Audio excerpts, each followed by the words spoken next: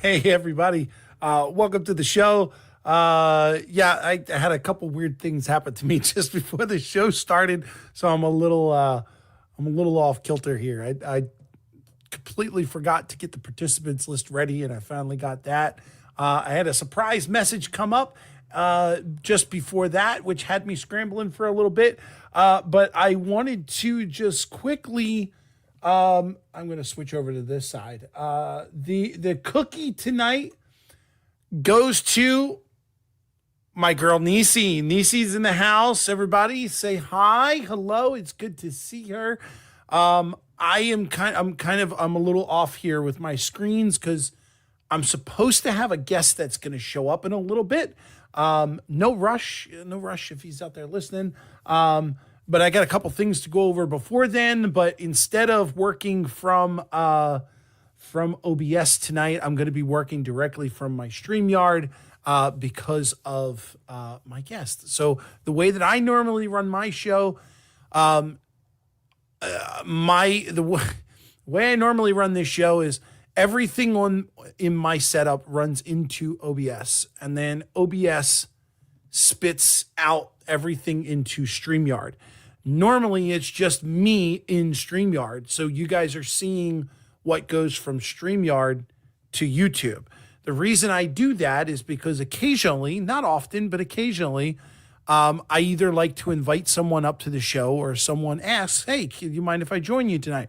And that was the case tonight. Someone came to my attention and said, hey, do you mind if I come up and join you? And sure enough. So tonight, instead of going from OBS, which you guys are used to seeing something that looks like that, is now going to look something like that.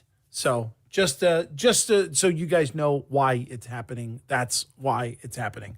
All right. So with that all in said, what are we going to do tonight? Well, I do have a one thing that I want to go over with you guys, something I ended the show with 2 weeks ago, and that was a gluing experience. So I definitely want to share that with you guys and show you what I've done and what happened with that little project. I'm also going to give you an update on the building that we have been building over the last couple of weeks. I did a lot of stuff. It's one of those cases where I got working and I kept on working and I kept on working and I didn't hit the record button, so there's no video of it all. But the building that we've been building is pretty much complete. There's a couple things that just need to be done. I wasn't sure. I was going to save them for tonight, but with the guests coming up, I may just put that off until the next time that I am on. So before that, other than that, I really didn't have anything else to show you. I wasn't going to go into another build just yet, and I just realized that all of my lights are off. Total, that's not the right one. You guys definitely need to see me. There we go. So I wasn't going to go into another kit because I didn't want to start something, halfway through or intro. I didn't even get a chance to look at another kit yet. So I don't know, maybe me and the guest, we can do that together. We'll see. Depends on how the topic goes. But before we get into all that, let's bring up the lady of the hour. As you know her and I know her, here comes Rita.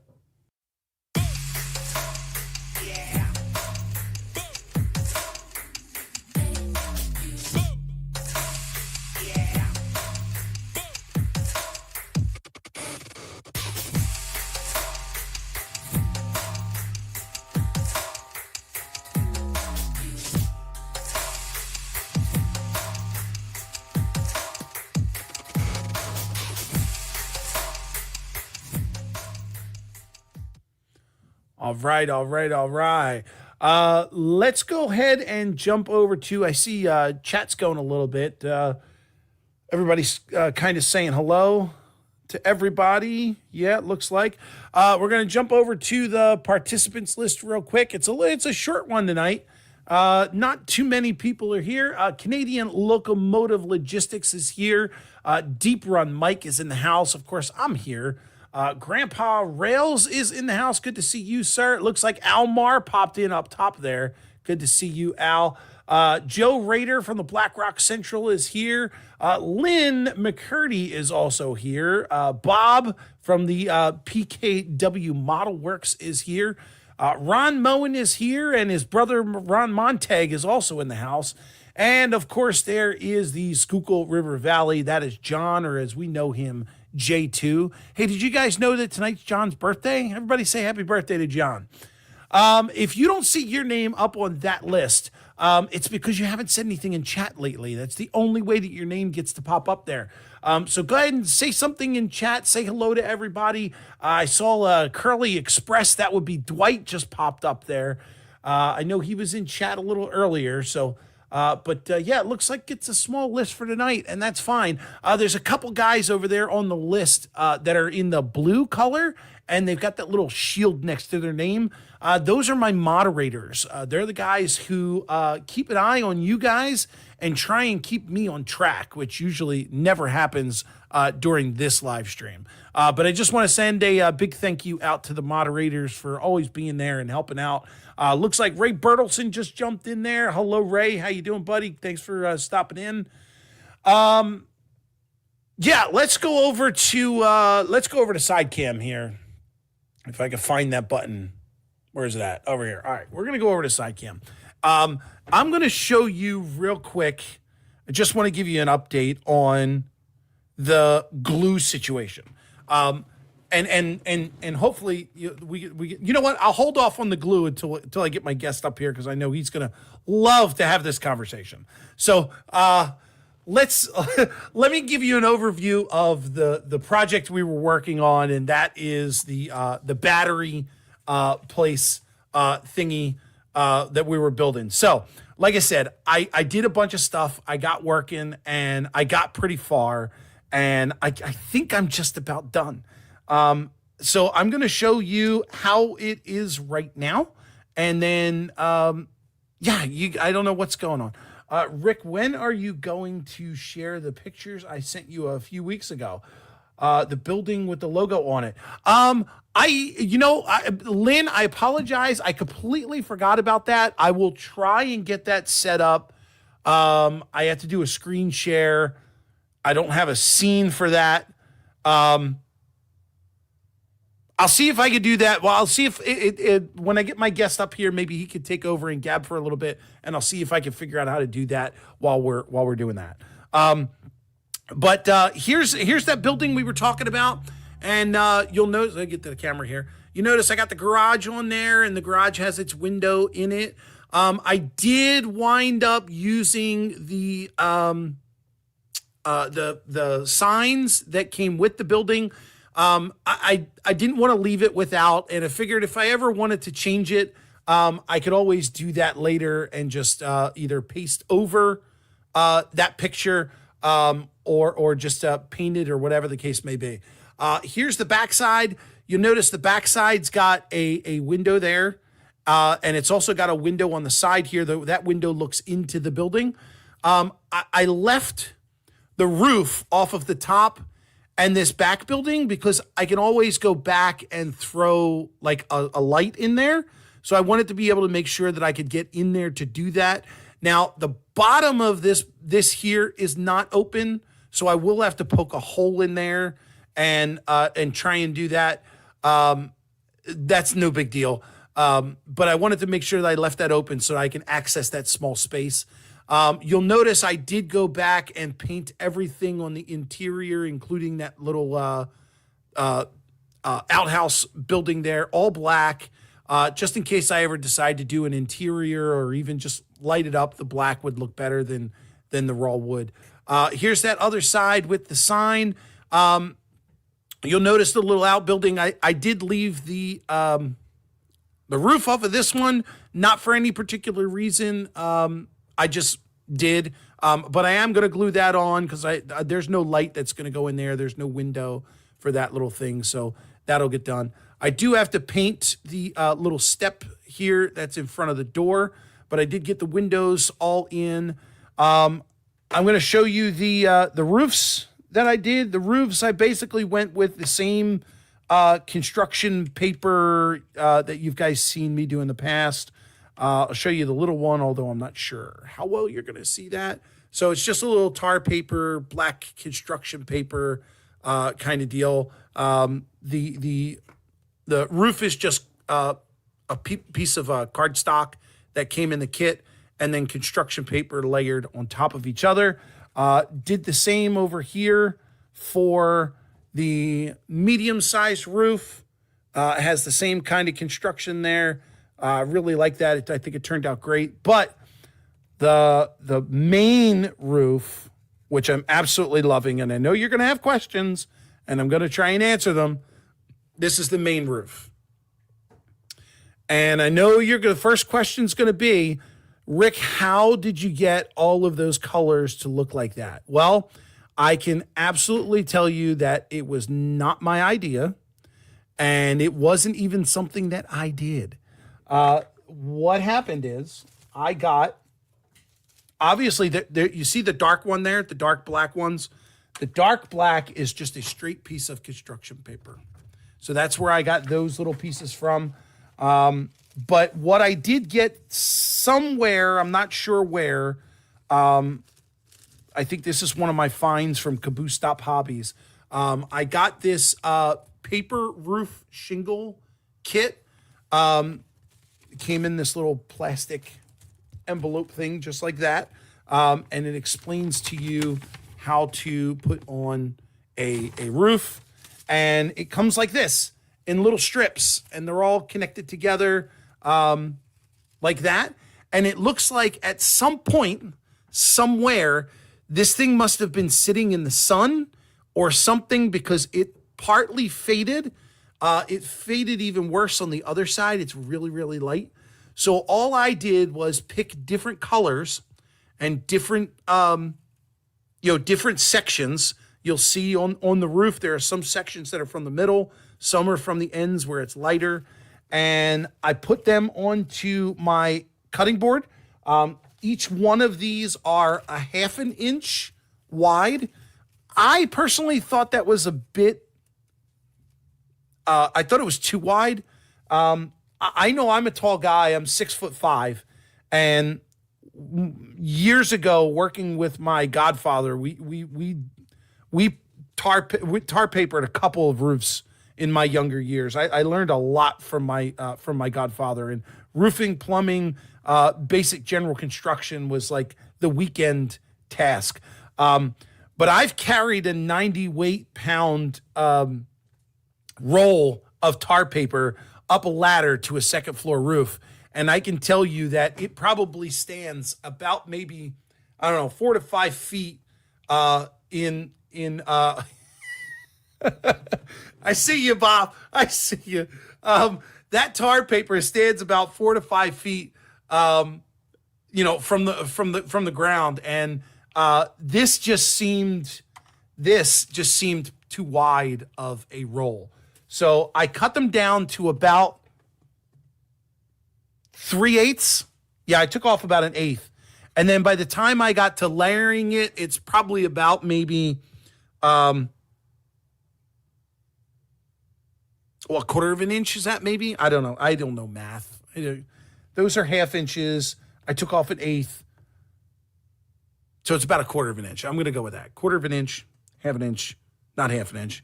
Somebody do the math. Look. Side cam. Nope, we're on side cam. Over here. All right. Look over here. Zoom out. Okay. So in between here and here is a 1/2 inch, right? I cut it down to the one over there. So whatever, that's 3/8, right? So I think the way I did it was right there. What's that? About a quarter? That's a 1/4, right? Yeah, because the bottom one would be 1/8. Okay, I had to visualize it. So it's about 1/8. The bottom one's 1/8. Top one's a 1/4 inch. So what you're seeing there, geez, man, you could tell I didn't go to college. It sounds like I didn't go to grade school either.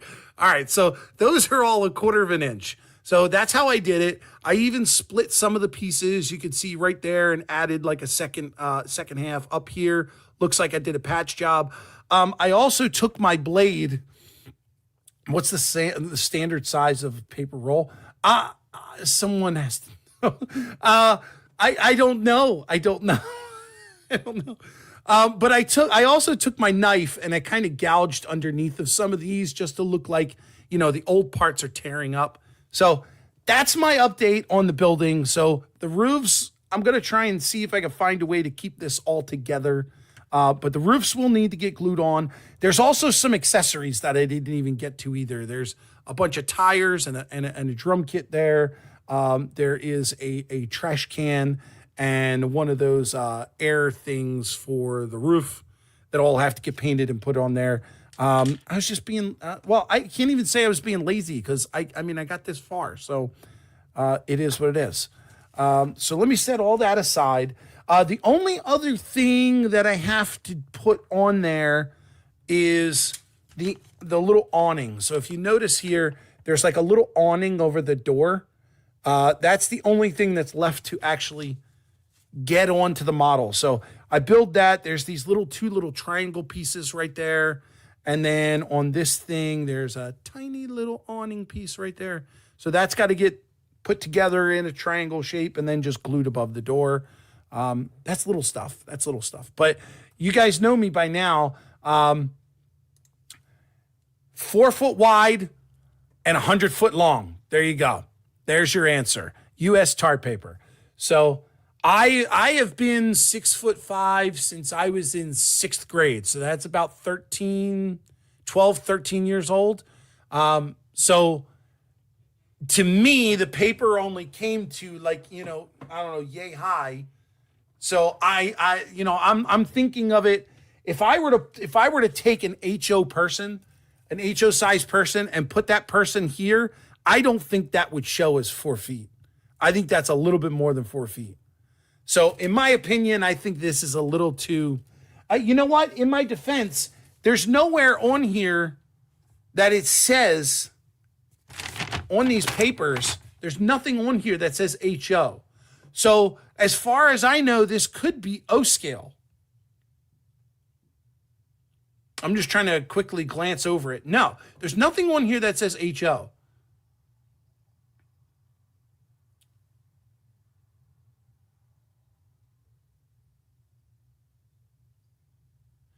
It says here, besides our tar paping roofing sheets, you can also choose between our other styles currently available. We also offer 3-tab fish scale shakes, as well as more decorative mosaic patterns. These are all available in other scales, such as N, H, O, S, and O. That's the only thing it says about what size this is. So I'm not 100% sure. Maybe this was made for O scale and I just don't know. But I'm going to leave it at that. All right. With all that being said, one last thing. I did build the sign for the roof. And I put the logo on there that came in the kit with the little three stand-up things. So that actually sits according to the picture. You can do it however way you want, but according to the picture, this is supposed to sit. Oh, it's front heavy. I'm gonna have to two-hand that one. It's supposed to sit like that, right above the garage door. So don't know if I'm going to do that. By the time I get around to putting this roof on, I might have another name for this building. I don't know. So we'll have to see. But that's that. Okay, I promise you, that's the last update for the building. We're only about 20 minutes in. I'm going to go ahead and bring up our guest. He's, you guys know him very well. First time, I think, having him on my show. Member of the STS crew. Guys, give a big round of applause because he can hear it. Welcome, Bob. How are you, my friend? Hello, Rick. I hope you can hear me all right. I have a history of audio difficulties. You sound okay to me. I'll let them decide, but I'm very good at hearing. So I was always told that I have tunnel hearing. I can tune things out and focus on one thing, and I don't know. Maybe that's why I got a divorce. I couldn't tell you. But how's things? Welcome to the show. Thank you for volunteering to come up. Glad to be here on such a professional presentation. Look at your background. My background, I've got laundry drying. and you've got a proper background. So I know I wish I could say it was here. a proper background. My background is nothing more than a green screen with a fancy picture. So, Well, I can make it whatever I like these days. I mean, if you remember, this is Nisi's house, So I used to stream from there too. That's right. And I saw from the chat that she is in the chat. I did see her in the beginning in the chat. I'm not sure if she stayed or is still here for the show. Wow, that's so encouraging. But I did see her, and I do appreciate her stopping in. I know she's good to see her up and about, and so it's good to see her back. That was absolutely. That was scary. Sounded like potentially life-threatening stuff. So, it kind of did. I didn't go into details with it, but I know that just glad to see her. It was definitely something to be concerned about. So I definitely wish her well, and I hope everything goes great. And as always, she's welcome back here anytime. So I'll bring her up on the show anytime she wants. Cool, very good. Well, now that you revealed your green screen secret, I'm a little disappointed, but I'll get over it. Well, but that is a picture of your builds and things, right? I mean, it's not like it's AI created backdrop. No. So this is the view of what used to be in my old layout at my other house. So I had the very similar setup as I did over there. So the monitors are in the different direction, but you can see I just don't have my builds up here because I'm not allowed to put shelves on the wall.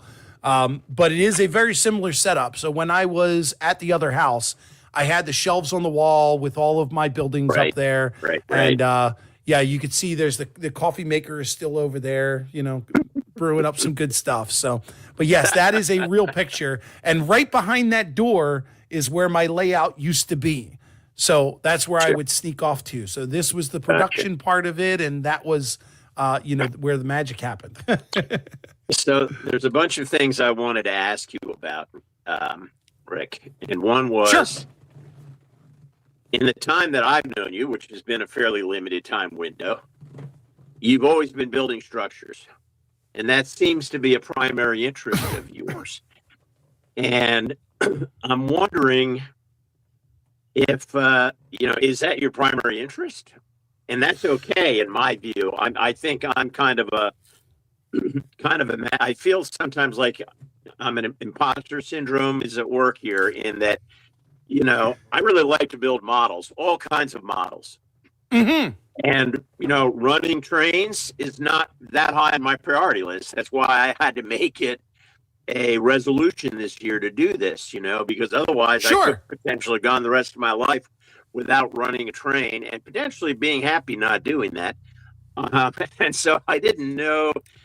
I'd like to hear a little bit more about what your railroad was really like, and more importantly, what you think your next railroad is going to be like. And I assume, and part of that, I'd like to hear about, how your structure models fit into that, because you're building a lot of wooden structures, kind of transition era at most, potentially older than transition era. And so I just wanted to hear a little bit more about, Rick's railroading. Sure. So I can give you my whole backstory. Of course, when I was growing up, I had a battery operated train set that my parents bought me, steam locomotive. I used to set it up in the living room. It would run around. I had a great time with it. Always loved it. I lived in pretty much not far from Center City, Philadelphia. Like I could walk into Center City. I was just north of the city. I won't hold that against you. Go ahead. If you're familiar, if anyone's familiar with the area right around where the art museum is in Center City, where the Rocky statue now stands, that was my backyard. I'm only about maybe 7 or 8 blocks from that. So that's where I grew up. So my pastime, with the kids in the neighborhood was going behind the the art museum and picking the lemons off of the trees and throwing them at cars going past I-76. So that's what we did. But you were probably the only 6'5" human doing that. So your anonymity was probably pretty limited. Yeah. And actually, Ron Montag is not too far from me either. He's, I believe he's right around in North Philadelphia. So I wish I had known that, years ago, but I did get a chance to meet Ron at one of the meet and greets a few times actually, and down. I think we were down at Ray's a couple times, and So, but anyway, we did have the CSX train that does come through on the back of the art museum. And it goes underground under Center City and then pops back out down in South Philadelphia. That's pretty cool. Growing up, I never paid attention to it other than knowing it was there and occasionally hearing a train horn. I was never really attracted to the big trains. My dad always put up, my grandpa, all of the men in the family, we all had the Christmas tree and the train going around the tree. My grandpa was S scale. My uncle was O scale. And I only know this now. I didn't know this then. And my dad was HO scale. So we got to see the different, heights and scales, how they related to each other. But as years went on, my parents split up. My dad had left the house and left his trains behind, never asked for them. And so after my mom had passed away years later and it was time to sell the house, I inherited all the trains. They were in the attic of my home for many years. I'm trying to think when I pulled them out. I moved into my home around 2009. And I think I probably didn't wind up getting them out of the attic until somewhere around. Let me see. My daughter was born, so that would have been in 2014, maybe 2014. I think it was. So started out with just a 4x8, sheet of plywood on 2 sawhorses. Started putting them, put the track together. Was running the trains that I had. And it all started with a broken coupler. And I wanted to know how to fix this coupler so that I could put trains, more trains onto the layout. So I jumped onto YouTube and started looking up how to fix this thing. And I couldn't find anything. And I think it was mostly I didn't know the lingo of what I was searching for. But I stumbled upon Sparky's live stream. Well, that was the end of that. And Sparky was the one who I got in. I blame Sparky totally. But I got. That's amazing.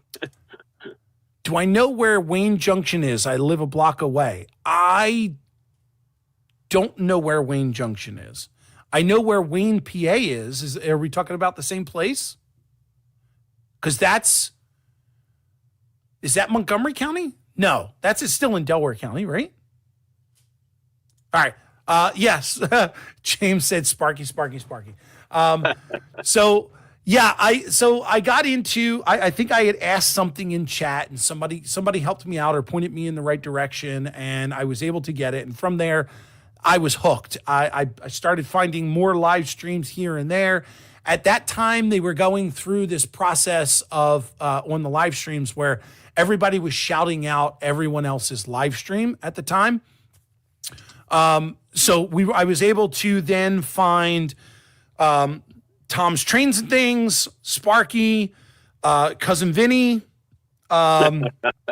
Everybody was popping up. And then, of course, you go into everybody's channel and you figure out everybody's channel. And then my layout, my original layout started taking shape. I started working with the software to build the layout, get an idea. I was buying more track. And then really quickly, I realized I want this thing bigger than a 4x8 sheet of plywood. So I talked to my wife at the time, Jen, and explained to her there's another section of the basement back there that was all storage. It's unfinished. The utilities are back there, and we were using it for storage. And I had kind of convinced her. I said, hey, if I build some shelves and build some kind of bookcase kind of things and got this stuff up off the ground and actually like put away somewhere and organized, can I use that space and make a bigger railroad? And somehow or another, she agreed. So I think you're a pretty persuasive guy. So this is not a job. Yeah. Hello, so Dave at DB Tech. I see you just joined us. So. Dave, welcome in. So I started on I started on building this layout, and I was talking to a friend of mine, a guy that I work with at work. His name is John Foltz, and John wanted to come over and see the layout. So I invited him over. We were running some trains, going back and forth, still working on the 4x8 sheet until I got the other room fixed up, and then. Once we got the room fixed up at the back, again, we started going through layout plans and building and buying, all the bench work and everything and getting it all together. We had decided that we just wanted to run trains, and that's what we wanted. So we built a layout that was based upon all track. We wanted all track everywhere. So we built a 2-layer deck layout with a helix. And a whole staging yard underneath with a reverse track to bring the trains back up to the top. We had tunnels. We had planned to have tunnels. And of course, we had that famous bridge that I built that's coming up in the story. So as I'm building this, I got into talking with the guys from Sidetrack Sunday, and I got admitted to the crew on Sidetrack Sunday as the 5th man. And shortly after that is when we started the build crew. Somehow there was some jokes going back and forth about this one particular bridge that everybody had, or it was like the master thing. It was the oh God, I can't think of the name right now. I know the initials. J2, what is the bridge that we have? Must have been a Walther's product. No, it was not a Walther's product. It was it actually has it's something like CW Model Works or something like that. Okay. Yeah, I think I have one of those bridges actually. Yeah, so it was one of those things. So Central Valley, that's it. Thank you, JP. There you go. Yeah. That's right. So we did Central Valley Model Works makes this style of a bridge, and it turned out that we all had a different version of the bridge. JD and Ray had the same size bridge. It was a single track, same size bridge. We didn't find out 3/4 of the way through the build that they were different styles. There were some differences in the way they looked and the way they were put together. I don't even remember how. I think I purchased my bridge. I think Ray won his bridge in a contest. JD had his bridge. I'm not sure how he got his bridge. And are these? But the bridge that I built was a double track bridge, and it was 23 inches long, and it's a big bridge. I had never built a model before, and this is what I chose as my very first, virgin project was this thing. So the build crew got off to a great start. We were, we all had our instructions, and the instructions were pretty straightforward, even though we were using different style kits. Mine was different. JD, you're lucky. I don't have that. I don't have it with me. I had actually back there. You can't see it because it's on it's on the shelf above. But my kit had an exact replica, full size of how the bridge was supposed to be built. And the guys were so jealous that I had this thing full scale that I could just basically replicate what was on the paper. And it came out perfect, beyond perfect. You were the beginner, so you needed that leg up. That's all right. I needed that leg up. Yes, absolutely. Yeah. So we wound up getting we all built this thing in a matter of weeks, and they came out great. All of our bridges were great, and that was my first build. And once I built that, I was hooked. And those are wooden kits. Those are wooden. Those were plastic kits. Those are all plastic kits. Okay. Yeah. All right. But and it's funny because like I said, everything for me. So in JD's kit and in Ray's kit, they only got half the bridge printed out, and they had to build their other side of the bridge basically backwards and then glue them together. So that was again a plus for me and a downside for them, but it all worked out. But once I got that build done, I was like, wow, I really kind of like this. And so I started somehow or another, I got stuck on DPM kits. And I liked the way that DPM kits were put together. I liked the detail that they had. I liked how easy they were. And we created a monster. Yeah, that's true. That's true. And no, Rusty, we don't mind if you crack open a beer. Yeah. And there were a few live streams where I certainly did. But so I got into doing these DPM kits, and I got hooked on it. And I was putting out like a video a week, and these kits, all these kits. With a new kit? Wow. Yeah. I mean, all these kits that you see here on the top shelf, they're all DPM kits. You work fast. All of those are DPM kits. With the exception of the church, I think. The church is the only one that's not. But all made without a concrete plan about where they would go on a layout. Just made because you like that's right. So yeah, that's right. And I had no. I'm cool. I'm cool with that. I think that's great. Do what you love. And because we were still in the phase of laying track and getting the track dialed in and everything set correctly. And the problem that I ran into was, because we designed the layout, because John and I designed the layout to be all track, I'm now noticing that there is no room for buildings. So, I mean, I certainly could have put a building here and a building there, but there was no way that I was going to put like a town. There was no room for a road, a street, sidewalks, none of that. So as we got into that, and I realized that this is how, things are getting screwed up, and I can't, at that point I was getting more into modeling, and the structures was more what I was focusing on. And that's what I was building every day. And this was in your house. Home from, I would come home from work. I would come down into that basement area, and I would sit here and I would work very much like I have this set up now. And Rick, is one project that you haven't finished in. What is one project that I haven't finished in 3 years? Every project, because as we talked about before, I'm a 90% kind of guy. I'll get all the way there, and that's it. I mean, we built this other kit together, and I still haven't put a roof on it yet. Those roofs may never go on. It may not. They're even done. But there is. I know what JD's talking about. There is a certain housing project that never got completed that it will someday. Maybe when I get the space to actually start building the next layout.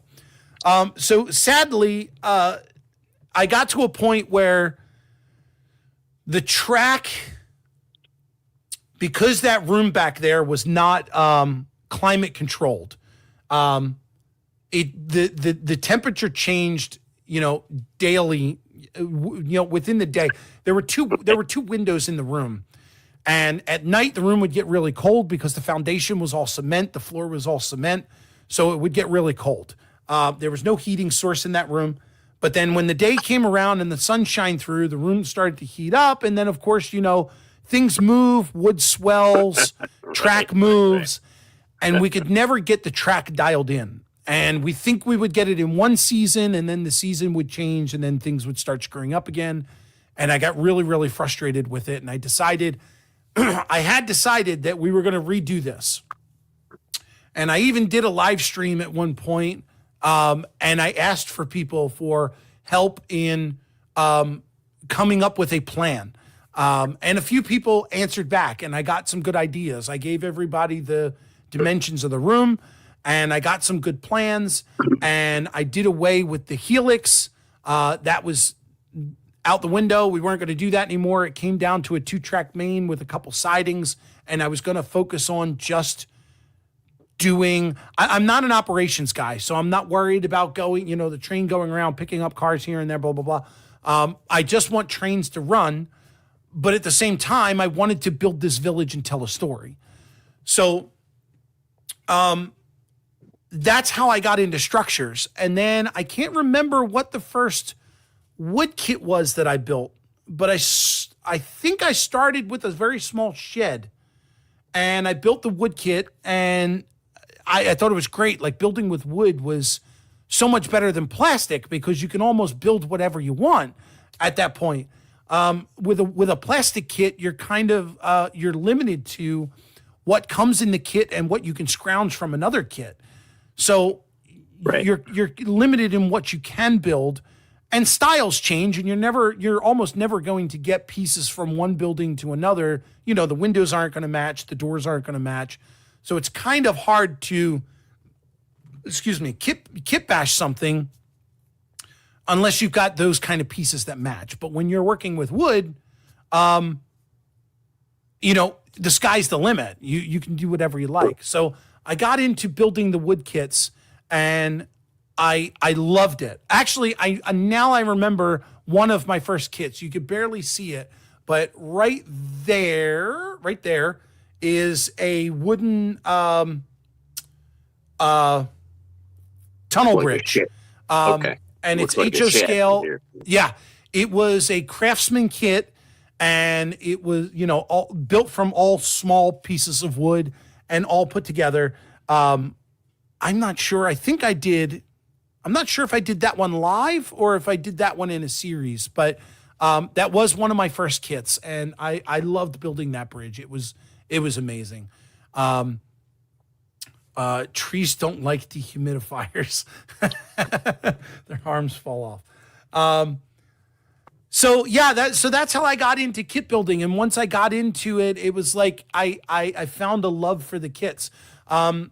If you go back into some of my videos, you'll actually find that most of those kits up there have a theme to them. This kit here is one that we also built on the Build Crew. That was what we call season 2 of the Build Crew. It's where JD, myself, and Ray took on 3 apprentices. Nisi was my apprentice. JD had oh God, I can't remember his name. JD, who was with you? He will tell us. He will tell us. He will. In a few moments. And then Ray had James Galton. And those 3 guys built their kits. Rick's only 55 from one. Yeah, I noticed. I was going to say JD. something about that. Anybody on here who JD. isn't a subscriber, please subscribe. Perilously close to 1,000. Yes, I'm almost there. Milestone needs to be achieved. I have two Campbell's kits and 3 ITL kits. I haven't started yet. Well, I hope that you get them started, and I certainly hope that you do videos of them. So we did season 2 with the Build Crew, and the 3 apprentices were doing their own build, and we were kind of showing them how to do it or giving suggestions on how to build the kit. And they were doing their own videos on their own channels, as well as doing the live shows that we were doing weekly. Very cool. And Ray, myself, and JD all built that same kit, but we didn't publish anything until the end. So we got to see at the very end of the show, after everything was built, all the apprentices had their stuff done. We were able to show our kits off, and it was great. Ray, there you go, Roy Eltham. I keep saying Ray. I always say Ray when his name comes up. Roy Eltham is the one that JD Roy in a while. I haven't either. I haven't either. I know the name. I've seen him around, but yeah. Yeah. So that particular kit has a funny story to it, because when JD was building his kit, it is a Walthers kit, I believe. No, it's not a Walthers kit. It's a Woodland Scenics kit. And it's wood? Built off of what we believe are old DPM models. Okay. So when JD got his kit, he was actually missing one of the walls. Oh, wow. Sorry to hear that. I think Roy passed away. Oh, wow. I didn't know that either. Oh, that's so sad. Hey, Jesse, how you doing, bud? Good to see you. Thanks for stopping in. Wow, I didn't know that. That's really sad. I'm sorry to hear that. But that building, JD was missing a wall. He contacted Walthers, or I'm sorry, I keep saying Walthers, Woodland Scenics, and they just sent him a brand new kit, everything together. So I had I reached out to JD when he was. Lynn is saying that Roy is back to life. Oh, so he's not. He's as not. Of Wednesday night. Don't listen to that guy. That guy doesn't know what he's talking about. I think. Ron did not say I know. He said right. I think. Jeez. Let's not start any rumors. Sorry. I couldn't make it either. I was doing Bible study. No worries. I remember. Okay, so we got 2 people confirmed that Roy was there. Okay. Roy is alive and well. Thank goodness. That's all clear. Roy is the happiest one of all to hear this news. Woo, I'm pretty sure he is. So I got to talking to JD, and I asked JD if I could have the extra parts that he had if he wasn't going to use them. And he said, sure. So he sent them over to me, and I actually used those parts to kit bash them together to make an entirely different building. And I started that building. I was actually able to make 2 buildings out of that kit. I did have to come up with 1 extra wall. But I was able to make 1 building that I can't remember what I called it or what I used it for. But there was a secondary building that was really, really small. And the name that I gave that was hello, Randall. Hi, Randall. How you doing, bud? Thanks for stopping in. I can't remember exactly what I called it, but I dedicated it to John too. It was basically his accounting building, and it kind of it fit in. When I get all this stuff out of storage, I will gladly show you. I'm trying to see which. I don't think you can see it there. It might be. I appreciate the history lesson. I hope we're not boring the audience, though. Maybe everybody else knows. I hope not too, because I've been rambling for 20 minutes now. Told me why it's the Foltz-Bailey model. I had no idea. So so it was built by I am Rick Bailey.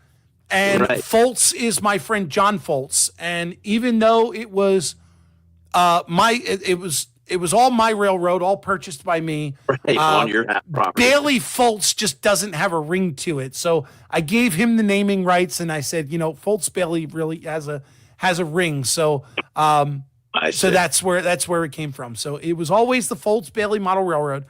Unfortunately, I was at a precipice at the time where the track wasn't working, and I was really getting frustrated with it, and we wanted to redesign it. So we took it all down, we tore it all apart, and we were going to redesign it. It just so happens that it fell into a time period where Jen is a school teacher, and it was right around May and June, and she was actually switching schools. So she had to empty out her entire classroom, and that stuff needed to go somewhere. So it went into the space of where my railroad was. But the intention was for that to stay there throughout the summer, and then in September it would move to her new classroom, and then we would start building the new session or the new layout. one thing led to another. Circumstances in the family started to change. And the layout never got started. I was still doing building kits. I was still modeling, doing more of that stuff.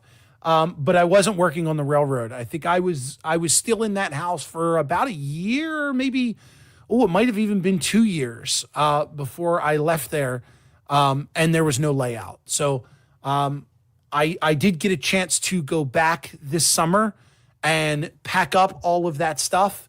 And most of it, again, is in storage right now. I do have some of the modeling stuff here that I've been using to work with to do, the shows since January. But yeah, all of that stuff that you see on the shelf, on the top shelf, I think I have everything on the bottom shelf. And everything in the layout, the layout was taken apart in pieces. It was built kind of to be modular in a sense. Gotcha. It was all built in 3x3 sections, or 3x4 sections, I believe. But it wasn't put together that way. As far as like the top part of it was all, the bottom framework, the legs and everything were built in 3x3. But when we put the top on, we didn't think to cut the top to the pieces. So we had to definitely go back and destroy some of what we built. But I was able to save most of the track. I do still have all of the wood material, all the framing and all of that still in storage. So when the next step of my life comes, opportunity comes to a space. Comes, all of that will be pulled out and put into the next space. And I've already spoken to John, and we are going to keep the name, and the Foltz Bailey Model Railroad will continue. Okay. And awesome. It'll just be version 2. So while I'm here in my small apartment, all I have is what you see on what I call main cam over here. You're doing great. You're finding joy, and that's what's important. You're just enjoying what you're doing, and no shame in that. We've all been through that. I can remember when I was after I divorced my first wife, I was in an apartment, but I got a couple of sheets of plywood. I built a cabinet where I could build my airplane models. I could do something. I may not have had a huge dedicated space, but I could still be productive and have that piece of creating, that enjoyment of creating, whatever the circumstances, So that's cool. Well, that you don't need a guest when one question can trigger that much content. I'll tell you. Dave asked. I knew some of this. I saw, at some point, I saw one of the bridge building episodes. I saw that going on. But I wasn't really integrated into the community that much. I wasn't really paying that much attention. But I remember seeing those things. Understood. So I didn't really have the background or know that, and know how integrated some of the, key people in the crowd were in that whole thing. So it's really cool. Yeah, I certainly blame all of them over there in chat. Absolutely. That's great. So did you have DCC locomotives on your layout? Were you running? Did you ever get to the point where you could run trains, or because of the track, the temperature variations and stuff, you didn't really have reliable running? So when we were on the 4x8 sheet of plywood, it was at that point DC. It was at that point it was DC, and it was mostly all Atlas. Started out as Atlas parts, all Atlas switches. What you would have seen in an Atlas catalog from, the 1970s, 80s kind of stuff.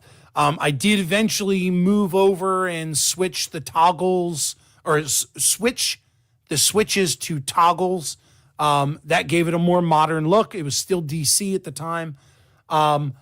I then did switch some things out, and I got to install tortoise switches on that layout, which was really, really cool. I loved running those and using those.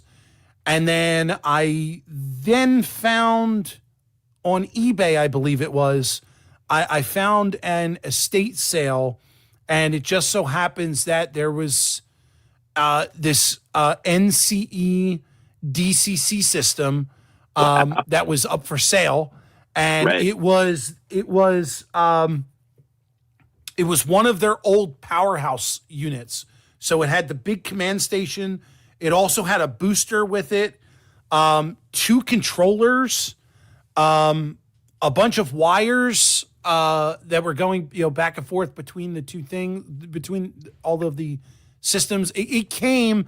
I'm not exactly sure exactly where it came from, but all of the components that I received led me to believe that this came off of a very large layout, because there was just so much stuff that would indicate, you need this for a large scale layout. Right. Rick sent me a plastic kit, and someone else suggested we do something.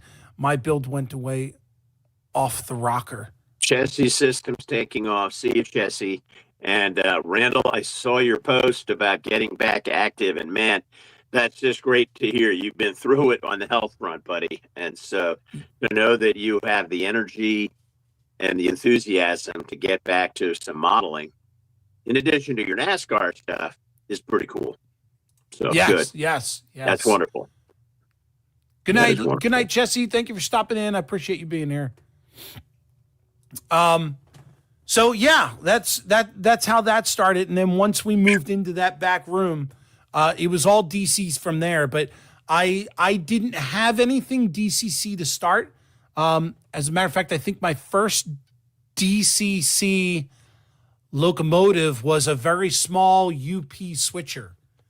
That was the only thing that was DC. And then from there, I learned how to install decoders, and I was putting decoders in some of my older units, and they were able to run, surprisingly. I'm not real good on maintenance of locomotives, and the other thing that I just don't understand yet is how to speed match locomotives. I can't seem to get that concept. I did eventually wind up getting. I had a Raspberry Pi, and I wasn't doing anything with the Raspberry Pi. And then I heard there's a guy out there on the internet who got JMRI to run on a Raspberry Pi using a version of Linux. So I was able to follow his instructions. I was able to get that set up. I was able to connect that pretty sophisticated. to, and that, you know what? That was actually one of the most fun parts, because that kicked off so many other things. I was able to get that connected to the DCC system. And then from there, I was able to build the layout in the JMRI design. And then I got into programming the switches and programming routes and installing other equipment that NCE made, like the mini panel. And there's a component they call a switch 8, where you're able to connect all of your tortoise switches to this thing, and then actually address the tortoises through this switch 8, and you're able to flip them remotely. So these are I had all gotten skills to you'll be able to use when you do version 2 of your layout, right? I mean, having automatic route control would be great, right? Because you just want to run trains. Just want to run trains, in your scenery. Yeah, exactly. And so to be able to split the switch and let it run automatically would be ideal, and you can program that now. So that's and cool. Eventually I plan on getting into the lighting and the signaling. and all that. Maybe not as intense on the signaling, but at least enough to know that, hey, a train's being detected, the signal's going to go, change color, whatever. I don't know if I'll do the 3 color signals and all that. Certainly not like the Train Freak does. I can't get into all that, but it'll be something rudimentary that, is there, something for someone to look at and just notice that the lights are switching. Were you or will you in the future be modeling a particular prototype? No, mine was all freelance, proto-lance. It was all built just in my head. Again, the original track plan was just track, wherever I could put track. I wasn't concerned. I wasn't concerned about any particular era. I have locomotives that are very modern. And I have locomotives that are, RS2 models, old Santa Fe's that, were my dad's, that I converted to DCC. So I've got all eras of stock cars and, cargo cars and, can't think of the names of some of these things now. But I've got, moderns and antiques. Right?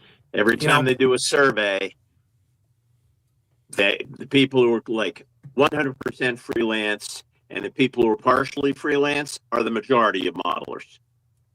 The people who are strictly prototype and consider themselves prototype modelers are the minority. That's just the way it is.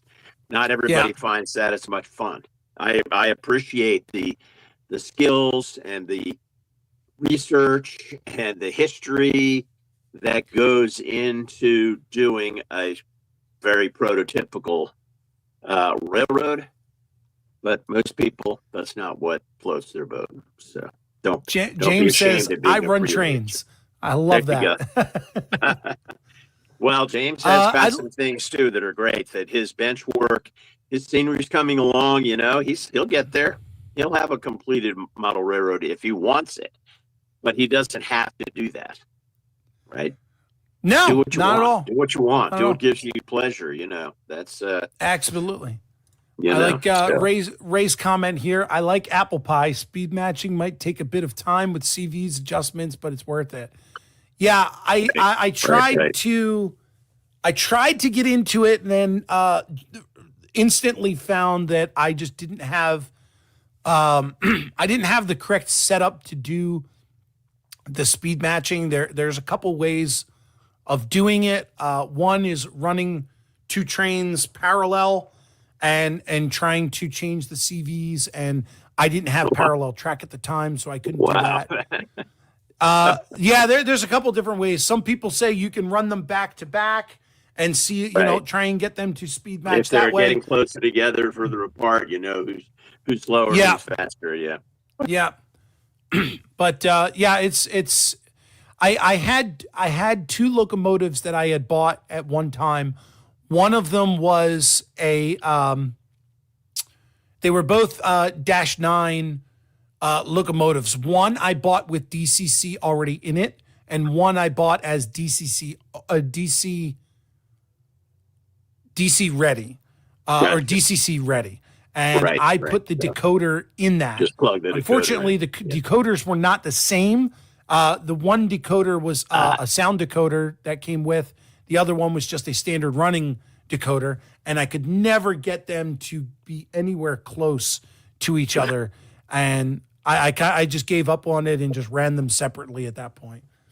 Well, being a technology I had enough guy, track that I could do that. I can see where that would be interesting to you. Obviously, you have a technological bent. So figuring out that DCC stuff is probably right up your alley.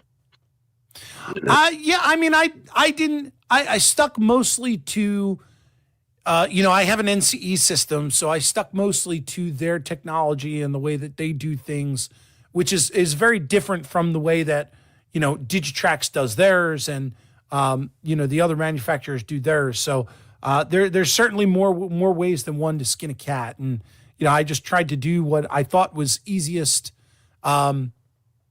And yeah, unfortunately, I failed at it. But where you fail, you see opportunities to succeed. So hopefully, my next try will get me to where I need to go. That's right. That's right. Well, I had one other thing I was going to ask you, and this was triggered by a podcast I was listening to today from the scale modeling world. But they were talking about how many people in their life know about their hobby. Do the people at work know that you like to build structures, or that you're a model railroader? And I'm wondering about the folks in the chat as well. Do you tell people about it? Or do you just let it come up naturally, maybe during conversation, or is it embarrassing? I don't know. It's just kind of an interesting thing they were talking about. I'm very loquacious, obviously, and I'm also very excited about the things that I'm doing. So I'm not going to a cocktail party and not talking to people about 3D printing. Sorry. I'm very excited about doing that. It's very cool. It's the kind of thing I start a print going and I'm watching the printer for a few minutes just because it's just amazing that it's working, and I'm actually creating a 3-dimensional object from scratch. And so, I know when I worked at this company, Backflip, I know my boss knew that I was a model railroader and would mention it occasionally in conversation with the people around, oh yeah, Bob's a model train guy. He can figure this out because he's a model train guy, kind of thing. And so it was, but I just don't know. It's just interesting. A lot of people don't talk about their hobbies. I don't care what it is, but our hobby is kind of like a childish hobby, right? We're kind of associated somewhat, with youth. Yeah. And so people, there might be some reluctance, I think, to talk about it. That's all. And it's funny because you mentioned, is it embarrassing?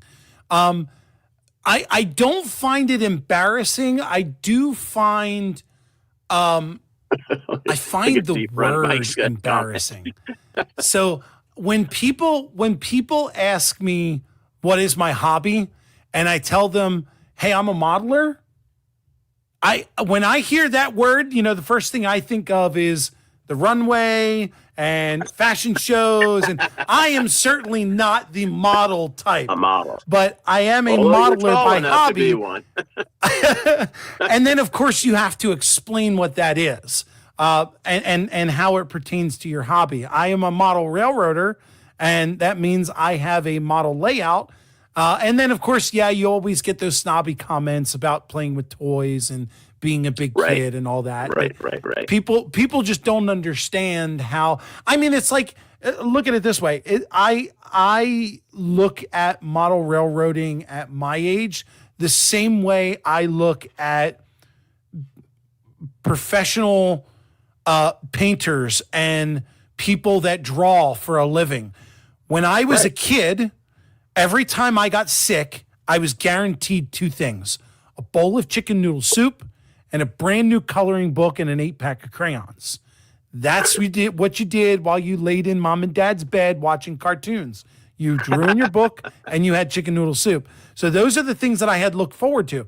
But I am pretty sure if you ask any person who now professionally draws or is a design person, or whatever their medium may be, pastels, crayons, pencils, even paint, somewhere in their childhood, this started with crayons. It's the same way in model railroads. We all had, or at least had some interest or access to some sort of model railroad. For me, it was a battery-operated steam locomotive. Was I building the models at that point? No. I wasn't even the person, like, I didn't build model planes, model cars, none of that was even in my forte. I didn't do my first model, quote model, until I built that bridge. And that was just, 10 years ago, something like that. So God, no, couldn't have been 10 years ago. But you know, I was never a modeler. And now I can say that I am. So in my 30s and 40s is when I picked up this hobby.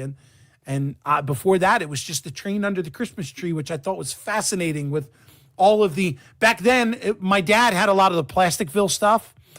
My grandfather had all the porcelain houses with the lights in the back. Right, so, different scale. You know, yeah. different scales, different things. So it was a different way of looking at the hobby. Right. But yeah, really... most of my family that I talk to, they know that I'm a modeler. I don't go around talking about it unless somebody asks. Right. Nobody at my work knew that I was a modeler until about 3 years ago.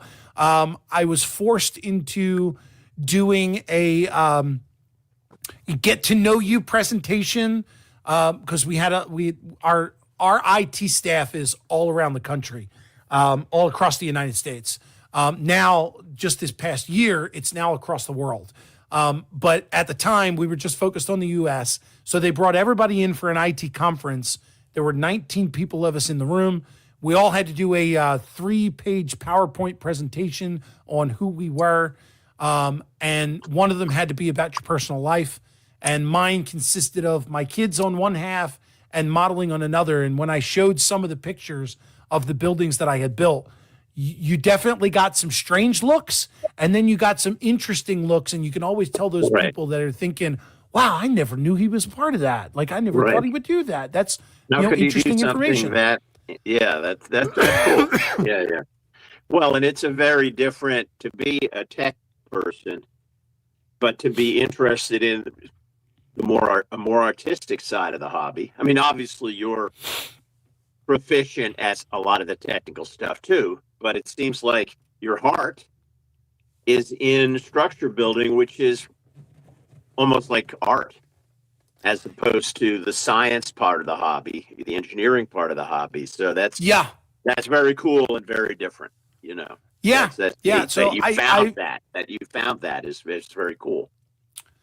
So I think the next time that I build my next layout 2.0, I think what I'm going to do is try and design. Good night, Randall. Sorry, Randall's taking off. Good night, Randall. Got a call.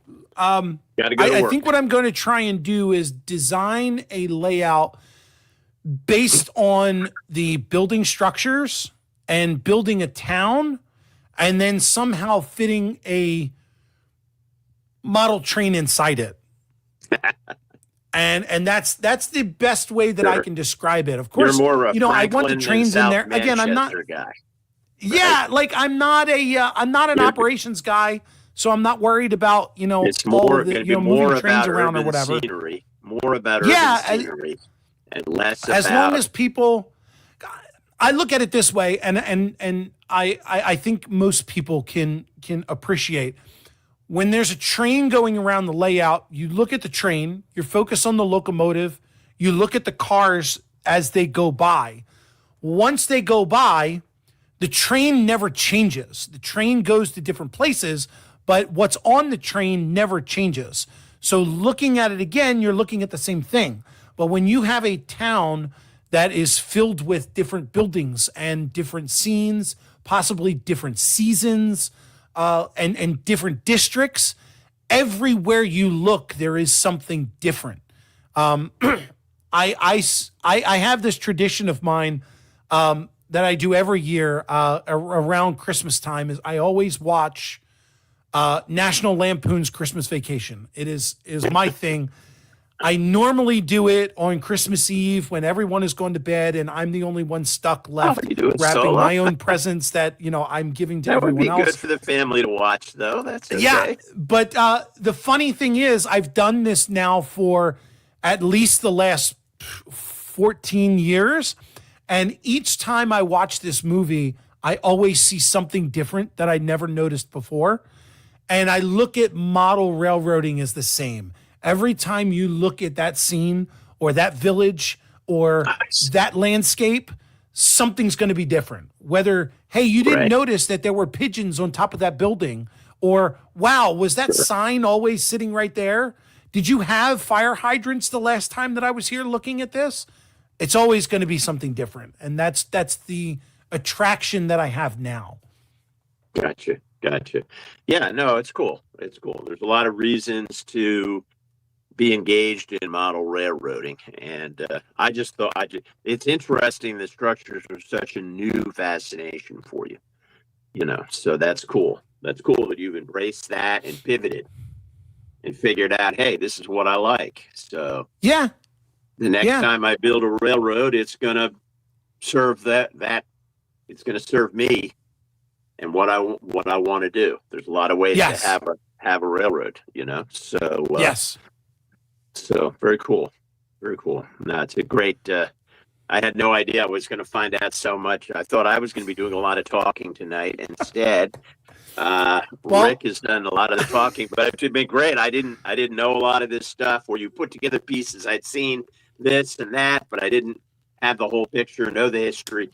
So it really, it really is cool. And I was sitting here thinking all of today, like I'm just going to go blank tonight, not knowing what to talk about, because all I had to do was give an update on this little project, this little building. And I'm very glad that you got to come on and ask the questions that you did and kept the conversation going. So I very much appreciate it. No, it's fascinating. I will say, I'm a little frustrated right now because I made a list of my projects last night, and then I went to bed. I was just so overwhelmed by the number of projects, both hobby related and otherwise, that it was just like, whew. But I don't know. I just gotta start pecking away one thing at a time. I finally got this dang chandelier hung in the dining room, so now I've got to straighten the thing up. It's not hanging right. It's got all these crystals hanging down. It's like branches with crystals. Love those. Hanging down with lights in them. It's really cool. It weighs a ton. I bet. And while you put it up, one strand of crystals at a time, kind of, so the weight builds over time. But now to adjust it, you would think a natural form like that of tree branches would not require very precise leveling. And since the tree branches are hanging by 3 wires, it's a little hard to get it to level. But I got it. That's just one of the many projects I've got to work on, Gotcha. Incremental progress. I'll tell you, one of the other projects that I have going that I think I've mentioned in live streams before is, and I know I've mentioned it somewhere because I remember you commenting on it, was building this table out of flooring from an old boxcar. Oh, yeah. And I have, and when I finally started working on those planks, they were really starting to come apart. Oh. So now, they're kind of vertical pieces of wood all sandwiched together. Gotcha. And they have some sort of bars inside them that holes have been drilled all the way through with metal bars inserted, kind of holding it together, but it was really kind of coming apart. I'm sure the glue so I've been injecting glue in between all those, sandwiching it together with bar clamps and letting it dry overnight. Then I'll move down another foot, 18 inches, do another section. I don't have enough clamps to do the whole thing. Oh, I gotcha. Because it's 8 feet long or more. And so it's just become a nightmare. I thought by now I'd have had the thing together, but instead I've ended up re-gluing these things. And it's a real pain. They're so thick, I can only glue the top edge, clamp that together. Now I've flipped the whole thing over, then I'm gluing the bottom and clamping it again because it bowed. When I did the top, it bowed. So now I flip it over, do the bottom, then it flattens out again. Woo, what a... But it'll be cool to have a table made out of the planking from an old box. Sure. It'll just be really cool to have that done. So, and I need to get my workspace a little more organized and cleaned up. So having that table, an 8 foot long work surface will be will be helpful, you know. So lots of stuff going on. I just I while retirement is not all fun and games, it really I really am enjoying it. It's wonderful to be able to get up, work out,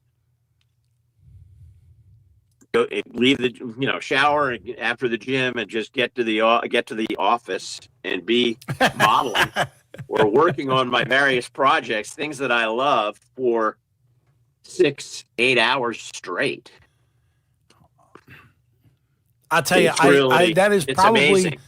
It's amazing. I tell you, that's probably the one thing that I have I'm a little jealous of, and contemplating, although I don't know if I could ever swing it, but I would absolutely love to have a separate space other than the place that I live to have my layout in. If I had that before, before I left the other house, then I wouldn't have had to tear it all apart and start over. Or at least I would have probably had to tear it apart because I wasn't enjoying it as much. But at least I could have had it rebuilt, and I could still be there doing that while, still moving myself around from place to place. Other parts of your life might be chaotic. You would have that anchor. Yeah. That's why I paid cash for this place that I've got down in Cheswick. Nice. I just didn't want to have, if something was to happen in my personal life, and I don't expect anything to happen, or, if I outlive my wife, again, that's not very likely. I could live down there. I could sell the place I'm in here, and I could live down there. There's a guy, I don't know if you've ever been to the RPM meet in St. Louis, the Railroad Prototype Modelers meet in St. Louis. And I'm not a prototype modeler, but I can tell you, anybody who has the opportunity to go to the RPM meet, it's definitely worth going, even if you're a freelance guy, because there's some incredible modeling. I mean, one of the things that when you go to an NMRA show, there's hardly any models on the table. There's nobody, even though they have a model contest, there's not a lot of models on the table. Not at the RPM. At the RPM, there's hundreds of models, structures, locomotives, cars, you name it. So the RPM meet is really worth doing. But the reason I'm bringing that up is because there's a club layout that's within striking distance of the RPM show, and I think it's called K13 is the name of the place, and it's called K13 because the guy, and again, it goes back to our discussion of dedicated space. There was a guy, an ex-military guy. His last name began with a K, and it was 13 letters long. Nobody could say it in the military, in the Navy, and so they just called him K13. I think he was a helicopter pilot. Wow. And so he built this layout, and it is huge. It's not a one-person. I mean, it's a huge building full of trains, but he has his apartment there. And he's really old. I hope he's still around. But he lived there. Nice. With the layout. And it was nice. Just, and he was not able to come out when I was there a couple of years ago. He was home, but I'm sure he got tired of all the people coming from the RPM meet to see the layout. But it can be done. It can be done, and and I'm certainly, I didn't want to ruin my retirement by spending all the money on a building. Yeah. And so I didn't spend a lot of money on the building. And that means I'm spending a lot of time and effort on the building. And over time, I'm spending money too, right? I'm not going to put the roof on myself. So I'm going to spend money to put a roof on. Now I'm probably going to do the parking lot myself. But, there's so much to do. It's unbelievable. But, the roof doesn't leak. I put in a new heating and cooling system, so it's I've replaced a couple of the windows. Yourself, I might add. Termite warranty on it. I mean, it's so the basics are there. I can build a layout. I can comfortably build a layout. And that's one of the things I wanted to mention briefly is I think I've decided I've built my two 55-gallon drum base units to start constructing the bench work. But I think the more I look at it, the more I think that my my assumptions in my plan were not good. I'm not leaving enough room around the layout for people to move. So I really think I need to the two drums I've done will be fine. There's certainly going to be some island portion of the layout that needs support. But I don't know. I'm thinking I need to go back and potentially redesign. Because like you, although I've been to an operating session now, and I certainly enjoyed myself, my primary objective is to have a fully scenic layout with a train running through it and good scenery and structures and that sort of thing, and not necessarily have a lot of operating opportunities, although I want to have some. But I still want it to be a giant shelf layout, basically. But instead of being an island, I may turn it into have some of it on the walls. It'll go up a little bit faster. Sure. I can get some long runs, a long run along one wall. I can have a really long straightaway, which is very useful. So I don't know. I think I'm going to spend the next couple of days reimagining the layout plan, before I get too far down the road on the bench work build. Although the whole oil drum thing has been a fun diversion, and I've gotten a lot of help from Deep Run Mike and others about how to do that, and that's really come out very well. It's very stable. I haven't even poured the sand into the drums yet, which at that point the thing is not going to move. No, not at all. I put 50 pounds of sand in each one of those things. It's because right now it's very stable. It's very stable. So I'm happy with the construction process. But again, I just want, and I don't want to take up too much of the floor space. I want Rose to still be able to have some room to breathe and move and use it for her purposes as well. Even though it was my money that bought the place. But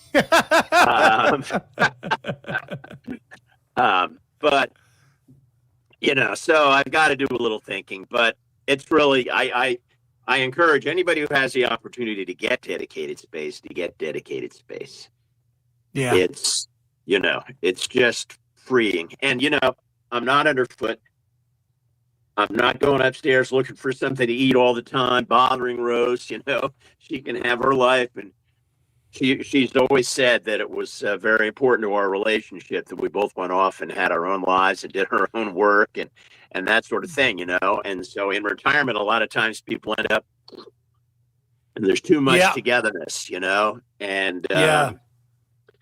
and so we don't have that issue. So she's been coming down to the space quite a bit, though. She has a grow room there and has all her plants in there. I built out the first room I did, in my defense.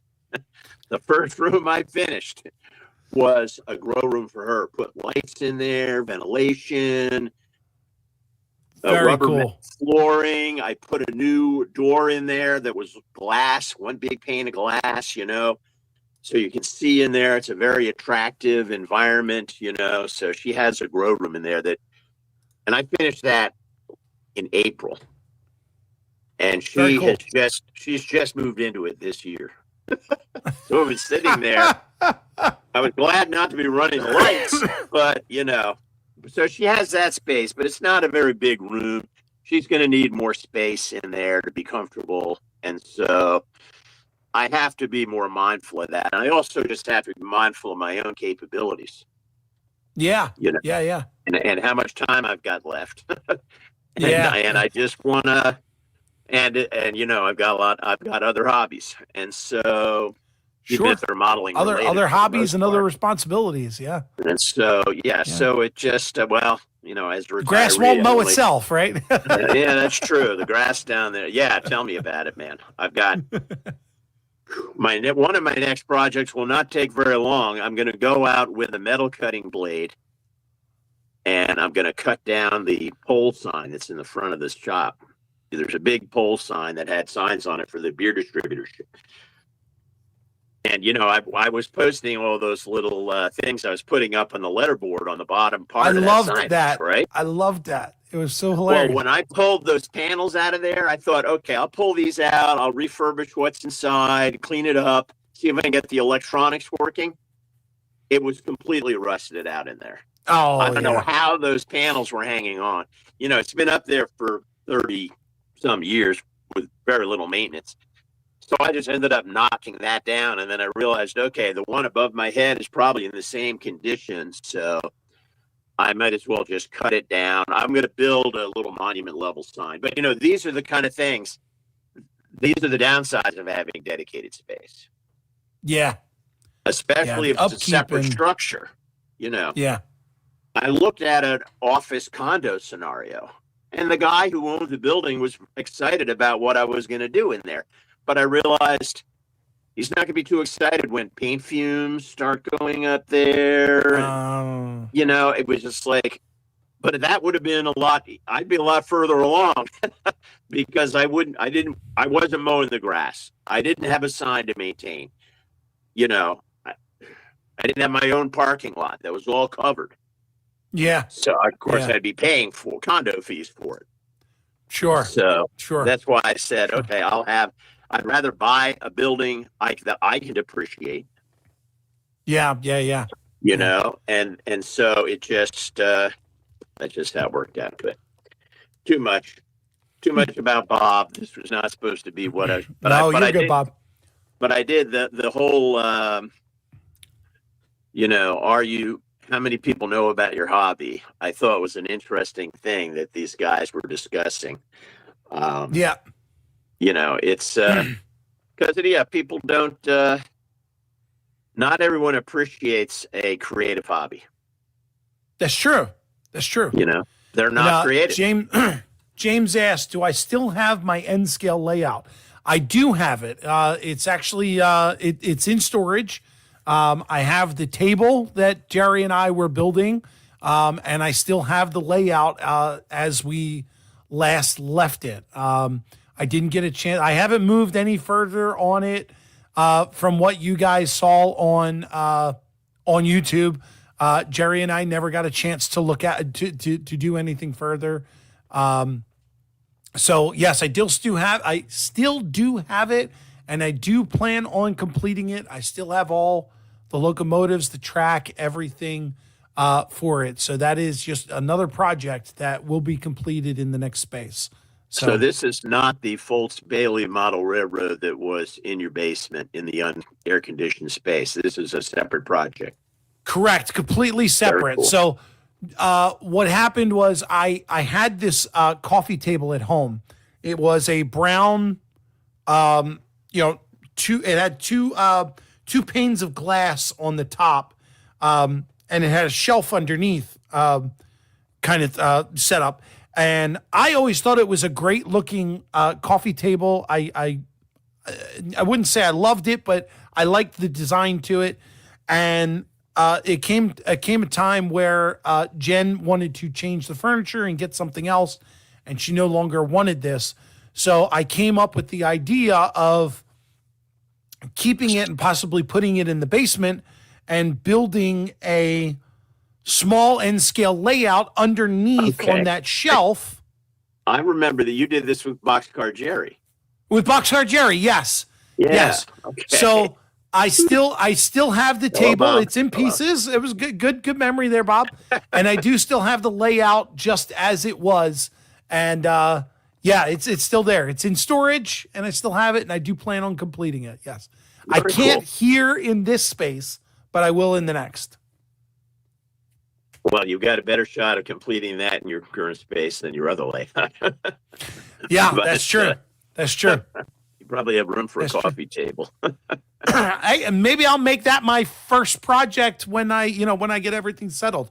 at least that one will be, easier to very be able very to limited do. space, limited scenery.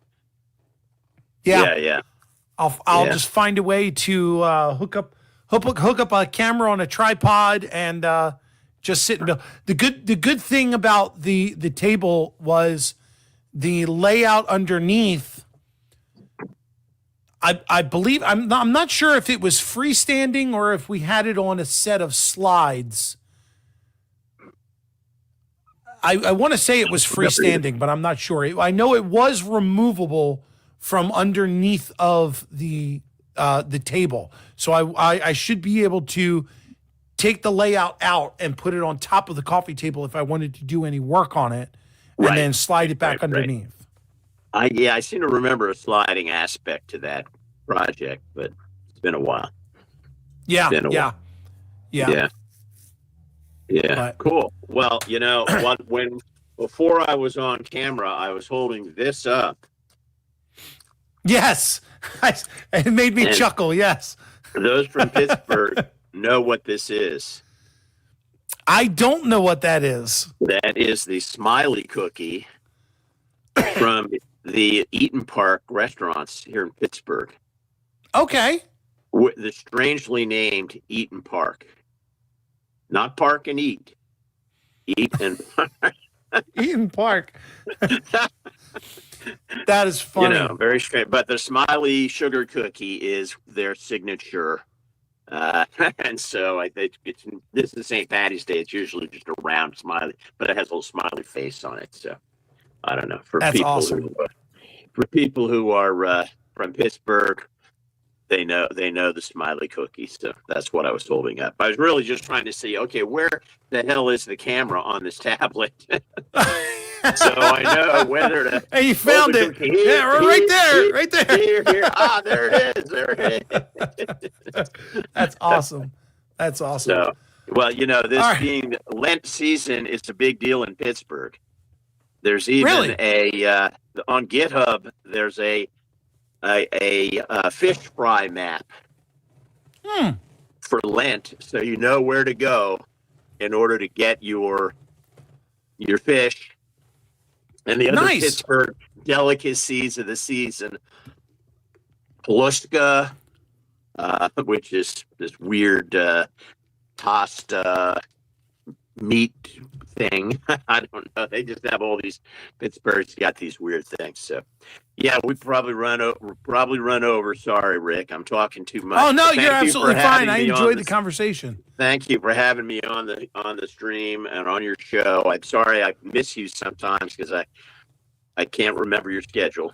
But so totally understood. So right now I am I'm doing shared custody with the kids. So I have them every other weekend.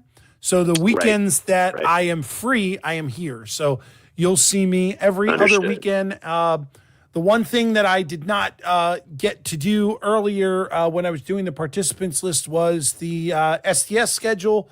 So I'll flash that up real quick. That's from this camera. Hi. So last week was Ray. This upcoming week is Dave. Tune into Dave's show for this Sidetrack Sunday coming up. Bob, you got the week after that on the 15th. And then I've got the 22nd. So you'll see me on a double show that weekend. I'll have the Friday night show on the 20th. Wow. And then on Sidetrack Sunday on the 22nd. And then Ray's going to follow out the fifth week there for March. So make sure you guys check out. You all know down in the links below is all their channel links. Check them out. If you're not subscribed, please subscribe. I think at this point David we only have DB our Tech is telling us to keep going.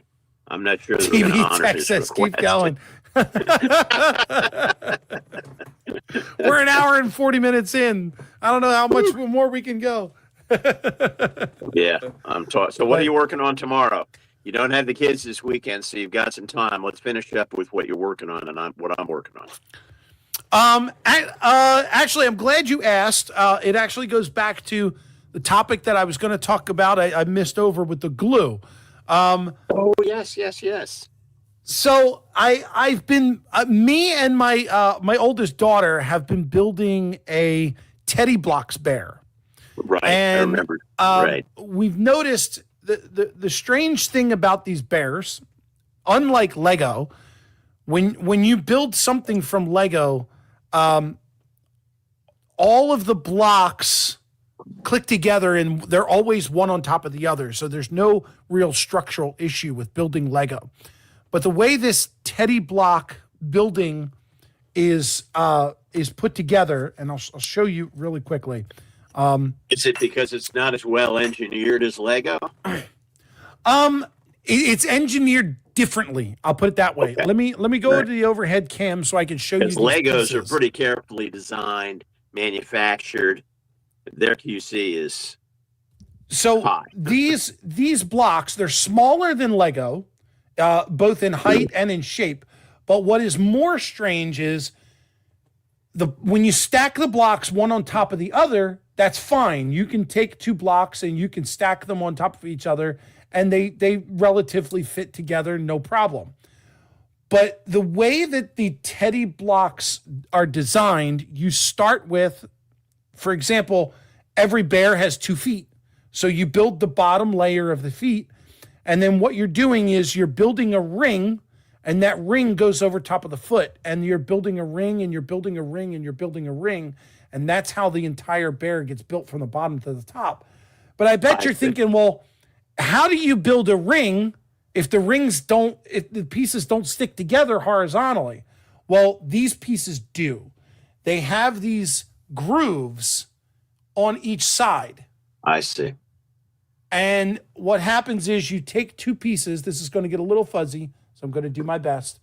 But each side, you have to line those grooves up, and it's not as easy as you might think.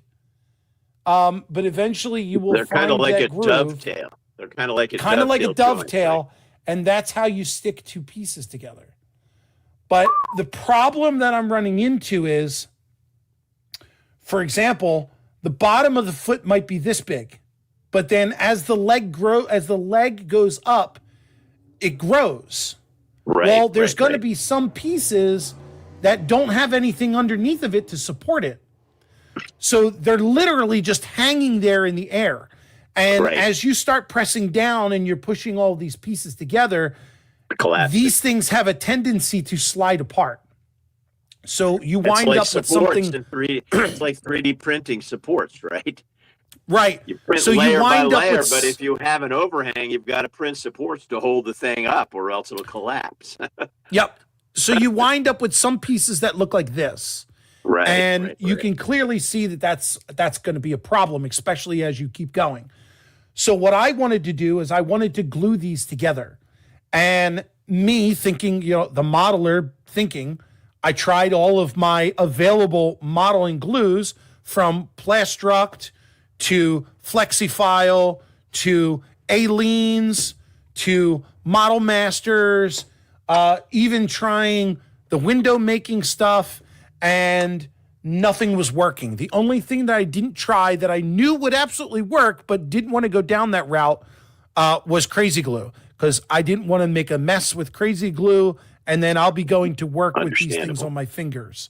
So now, what did you say this thing was called again, these models? They're made by a company called Teddy Blocks. Teddy Blocks. Yep, they're out of China, or at least overseas somewhere. So my last live show, I had asked the audience what they thought the best glue to use on here would be. And I got a couple of recommendations. Someone said, I believe it was J2, John Schuykill River, said try E6000. And someone said try the non-expandable Gorilla Glue. And I must say, both of these work. And I'm not sure why. But my only trouble with these they are very thick. And what I tried to do was get this glue and kind of smear it inside of those little grooves there. But then when you go to slide these pieces together, depending on which way you go, the glue seeps out on one side. So now you're stuck cleaning up the glue. And I don't want to do that for 1,500 pieces. And I doubt that a bottle like this would last for 1,500 pieces. So again, while it did work, here's the test piece that I did it on, and that's not coming apart. It does work. The other problem that I have is the E6000 has a really, really bad smell. And I would only suggest using this if you were in a ventilated area. It will definitely get you feeling very, very good. I can tell you that. The Gorilla Glue, while I don't remember,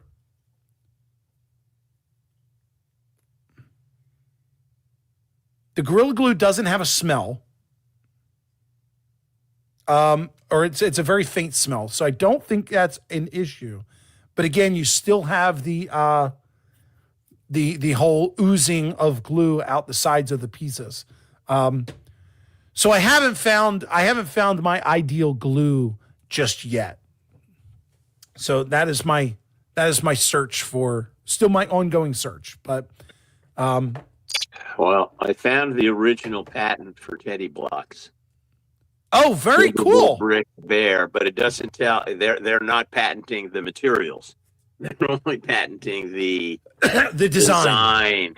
You know. Yes. And so I don't see any reference. My there only guess is it's what they're either made of. the pieces are either made from polyethylene or the other one was I want to say it's polypropylene. And both of those materials do not react is the wrong word. Both of those materials do not, they don't React melt. React might, actually it probably is, because when you use regular modeling glue like Plastruct, you are looking for a reaction of, the plastic melting to weld together, and they don't do that. They don't melt. So the reaction is what's missing. So now I need to find a glue that's easily used, that doesn't smell too bad, that the kids could use, and that can be structurally sound afterwards. The other reason that I did not want to use Crazy Glue was because over time, Crazy Glue or Super Glue, Crazy Glue is the brand name, Super Glue is the material. What is it? Cyro, you know what it is. Really, yeah, CA. Yeah, it gets very brittle over time, and can break down, and then has no structural ability. It can fail. Yeah. Yeah. With age. So. Yeah. So another reason why I just didn't want to go the route of CA glue, but my search continues. Well, yeah, but CA with accelerator might be less problematic, and I'm wondering if you could just, I'm maybe this crazy talk, but once the bear was complete, I'd just find a way to coat the whole thing in, epoxy resin or something. Then it would be locked down, So the only but I guess some of them have that might be possible. Things, right? They have moving parts, and so that wouldn't be so possible. there's no moving parts, but remember the way it's built is in rings. So the entire bear on the inside is all hollow. The other part is every bear, whether it be on the front or on the back, has a built-in drawer, like a secret drawer. So you could put things in. So that's one of the last things that you build on the bear is that part. So that's not going to work. Dipping fill it with something. Foam or something, expanding foam to lock it down or anything. Yeah. That's actually not a bad idea. Well, this is. I would just be worried about it seeping through. A great dad project. Yeah, well, but I wonder. Again, the drawer is an issue, but you could coat the inside with something. You know, if you poured something inside, not trying to fill the entire cavity, but just, you know, shaking it and distributing something in the inside. Yeah. That would lock it down, you know, and then you wouldn't have to, then it would be locked in, but it wouldn't be visible on the outside. But I don't know. It's an interesting problem. That's a cool problem maybe trying to solve. I hope you solve it. Yeah. So, yeah, JD, I did pick some of that stuff up. And again, it does work, but because of the way that these two pieces have to slide together with those grooves, it winds up just pushing the glue out one side, and I'm wasting half of it. Yes, there is a gray tube as well that is also clear. I don't remember exactly what the difference was between the clear bottle and the gray bottle. But yeah, the only problem I have is these blocks will just squish that glue right out. There is enough in there to hold it, but the squishy and the cleanup, I'd wind up wasting half of the glue on cleanup. So, but it is what it is. I will keep chugging along and keep going. I assume you searched the internet for gluing teddy blocks. Dave, I saw that today, and I was actually thinking of trying that. Do me a favor, shoot me a message in chat with the link of where you got it from. I thought you said you got it off of Amazon. Shoot me the link, and I would love to give that a try and just show you guys how it works on this particular type of plastic.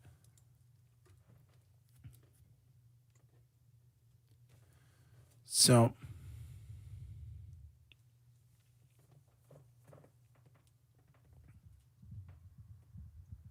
I'd never heard of this before. I did a search for gluing teddy blocks. Yep. And one of the things that came up was Le Glue. L-E, that La Glue. I didn't take French. Le Glue? Le Glue. Is that a French term? Temporary glue compatible with Legos.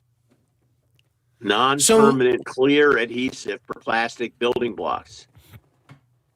So I can tell you that Legos are made out of a different material, and they will work with our standard like Plastrock glue stuff, where it will melt and weld. Yeah, but this is not this permanent. Stuff, right? This stuff certainly does not. It's safe for kids. It says it was created by an 8-year-old. I doubt that. JD, I love Model Masters every time. That's what the bridge was built out of. Model Masters. I still have the bottle here on my desk, and I still have another one. I had heard a long time ago, or a couple of years ago, that stuff was going out of business or out of stock, or somebody bought it and wasn't remaking. Rust-Oleum bought it, bought the testers line, I believe it was. And they were no longer making that particular product. And I had bought 2. Yep, here's one of them. I bought 2 of them. One of them's in storage, but I do have a brand new one that I have not opened yet. But yeah, I love that stuff. It works well, smells great. Probably welds your mind just as much as it melts your parts. So, all right, Bob, I think with that being said, I'm going to call it a night. Yeah, I don't blame you, brother. It's been a good time, but 2 hours.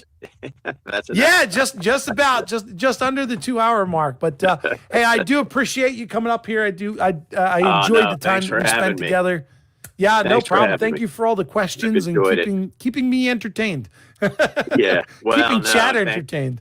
Thanks to you and everybody in the audience and chat for keeping us going and listening to us. Really appreciate that as well. I hope everybody has a productive weekend. And if you don't have a plan about what you're going to achieve on your layout or modeling over the weekend, now's the time. Just spend 15 minutes to figure out what'll make you happy to have achieved over this weekend and get her done.